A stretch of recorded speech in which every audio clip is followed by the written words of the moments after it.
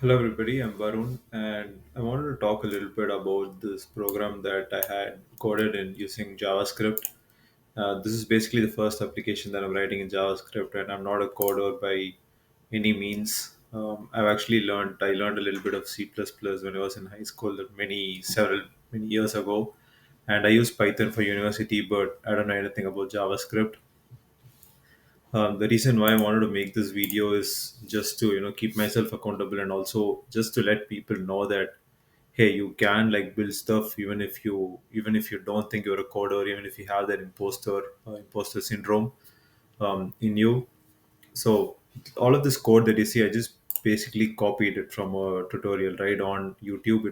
I just searched on how to make a text editor using JavaScript, and I just started like copying the code. Like even in the act of copying the code, there's a lot that you can learn, and I always feel like it's better to build something or work on a project that means something to you.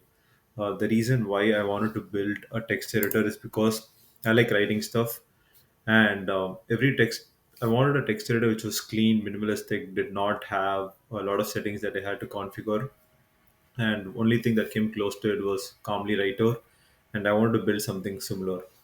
So I just like started searching for tutorials, and I wanted to build this in JavaScript because it's a language that I wanted to learn, and it's a both a server side language, and you can use it both the front end and back end. So that's why I was like, okay, let's try JavaScript and let's learn. I know very little HTML and CSS. Like I just know barely to get through because I've built a few web pages in the past and using website builder. So if you know a little bit of HTML and CSS, it's helpful. But even by just copying the code line by line, I didn't copy paste any of this code. I just like copied the line by line. I just typed each and every line, and even through that, I learned a lot because every time I ran the application, I'm like, oh, this is how this changes. Okay, this is what happens if you change this. Probably my only original contribution to this is this button that you can see here, where it just hides the menu if you click on it once. And that's my only original contribution. The rest of the things I just like copied it from the tutorial. I'll also put a link to the tutorial in the description in case any of you are interested and you want to build this by yourself. And the reason why I just like jumped straight into building an application rather than taking a course anywhere, let's say on Coursera or Udemy, is because I've tried courses. It's never worked out for me. I just have too much ADD. I just can never complete a course.